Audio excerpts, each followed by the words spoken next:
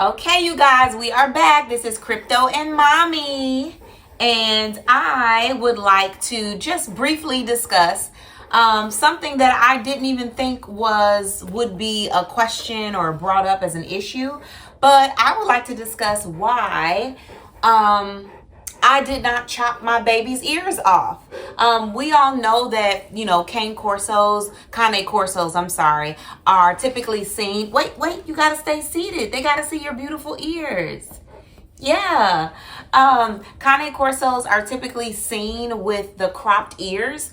And I will say that when my husband went to the breeder, they had already chopped off his tail. But they gave us an option. They asked him, do you want to chop his ears? When my husband asked me that, I said, no, leave my baby's ears alone. And the reason why is because look at him. Look at these ears. He's so cute.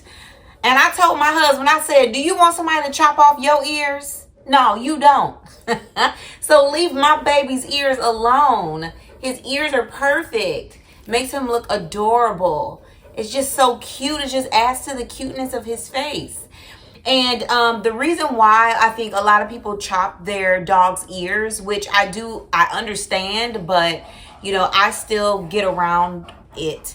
The reason why people chop their dog's ears is because they say that extra skin on their ears, it causes like an ear infection, or he's easy to get an ear infection. So I will say that yes, I have had to deal with him having an ear infection before, but we got the medicine and whatever was needed from the vet. However, after that one time, and he didn't like the medicine and he never wanted to take it and all this stuff, I will say that I did learn how to keep his ears clean without him having to take the medicine. Hey guys.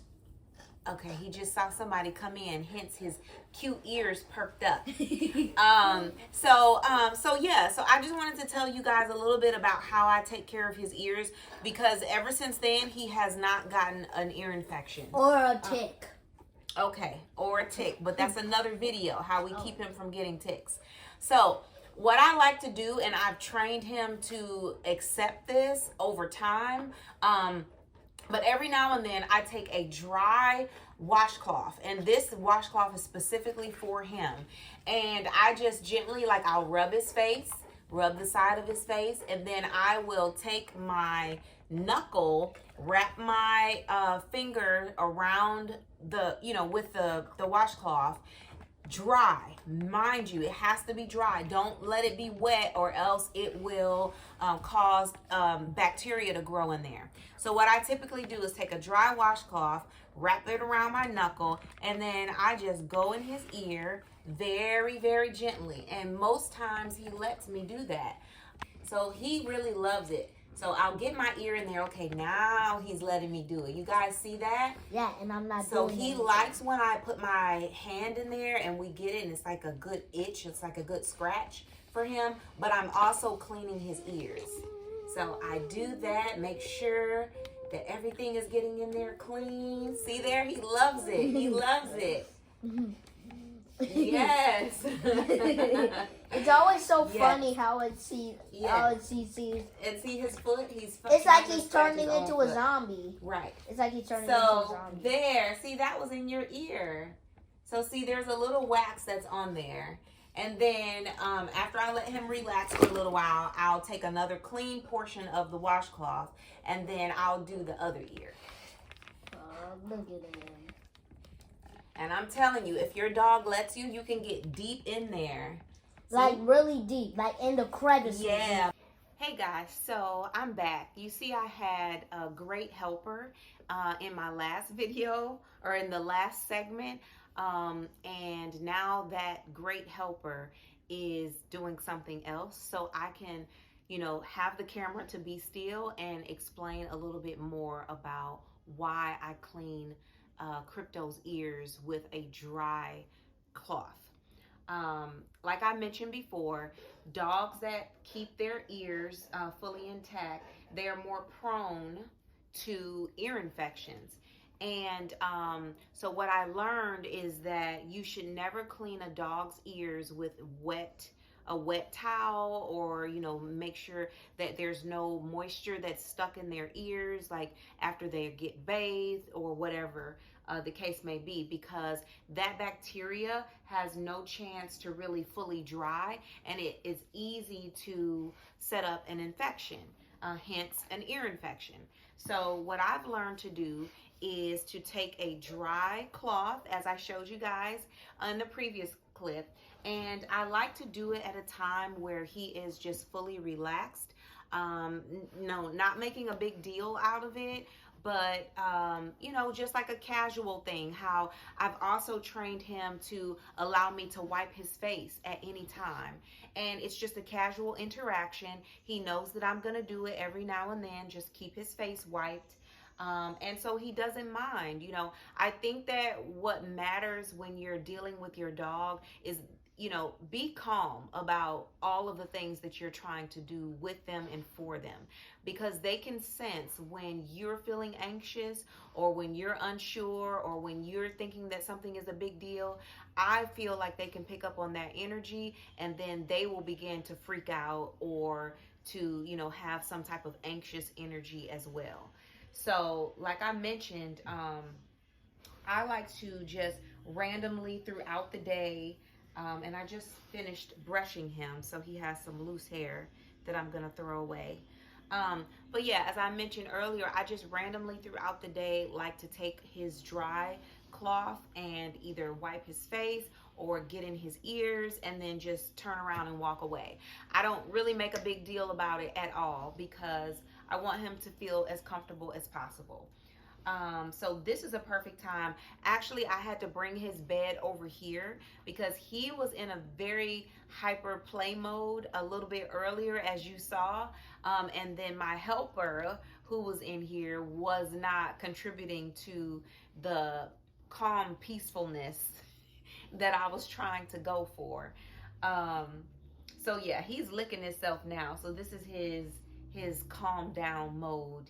He's in his relaxation mode right now. So I don't know if he's gonna allow me to do it again, because I've already kind of wiped in his ears already. But I just really like to take a soft part. I don't get my fingernail in there, but I'll take a soft part of my hand, my knuckle, and just kind of get in there. And if he feels like, oh yeah, that's a good spot, just keep jiggling it like that, and making sure that you're itching his ear, but that you're using something that's soft and not painful.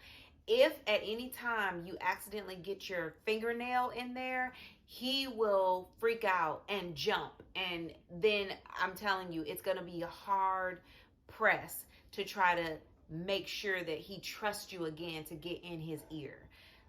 The one time that he did have an ear infection, of course it hurt for me to get in there, so I just did just a light swipe, and he allowed that, but he did not allow me to get in there like like I'm telling you how we're doing now. So I feel like that has kept his ear infections down. So if you choose to not crop your doggy's ears, you don't have to. Just use some love and tender affection, tender touch, and you can keep your dog's ears clean with no problem. Of course, he's keeping himself clean in other areas right now. One other thing I wanted to mention, and I forgot to add this in the last video, is when your dog is a puppy, make sure that they get used to you touching them in any place of their body. There should not be a spot on his body that I cannot touch. And I made sure of that because if ever we're at the vet, or if ever something needs to be removed, like say if he had a stick or a splinter in his paw or on his leg or anywhere, if there was an area that I need to touch to attend to, I need him to be relaxed enough and trust me enough to be able to touch that area at any time. So when he was a very little puppy, I began to just massage his feet. Now, of course, puppies, they kind of pull away from you. He wasn't too keen on that, but I still was very patient.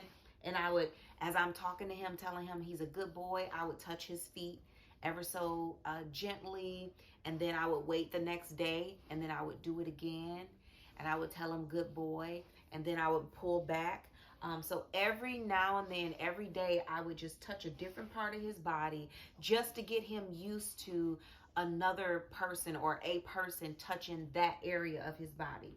So now there is no area on his body I can touch, from his tail to his butt, to the back of his legs, to his paws, his nails, his teeth. I'll even put my whole hand in his mouth, because I want him to get used to that sensation for when I'm starting to brush his teeth. Your dog will trust you if you go gentle with him at first. He'll trust you to clean his ears if you do it in a nonchalant, lovingly type of way. And if it doesn't work that day, don't worry about it. Wait a couple of days and try it again. Your dog will get used to your touch. He'll get used to you grooming him, and he'll even appreciate it. So take those tips, and if you don't want to cut your doggy's ears, you don't have to. So from Crypto and Mommy, it's time for us to say goodnight, because it looks like that he's winding down. He's doing his nightly deep clean. So we will talk to y'all next time. Okay, bye-bye. Say bye-bye. Say bye-bye. Say bye-bye. Say bye-bye, precious baby. Just get in there. I'll probably have to do a completely separate video about this shirt and this clothing line. God is Love Clothing. Look them up on the internet. You know, type in God is Love. They're on Instagram. I'm not sure where else this business is, but look them up on Instagram, look them up on Google, and they have so many nice Christian t-shirts that you can wear, and it's like giving the world a message without you even having to say anything. And this is such a near and dear phrase for me. This is actually scripture. We have scripture that says that God is love. So if you're looking for love, you need to talk to God. You need to pray. You need to go to him. So check out godisloveclothing.com. I'm definitely going to order way more things from him. I have quite a few things already, but I'm going to order more. So I just wanted to pub him right quick and say support. His clothing is very, very good quality. I've had this for a few years now, and it is just now starting to fade a little bit. But I mean, it's been some years that I've had this shirt. So I'm just going to re-up, get some more clothing from him, and I encourage you all to do the same. Okay, y'all. Bye-bye.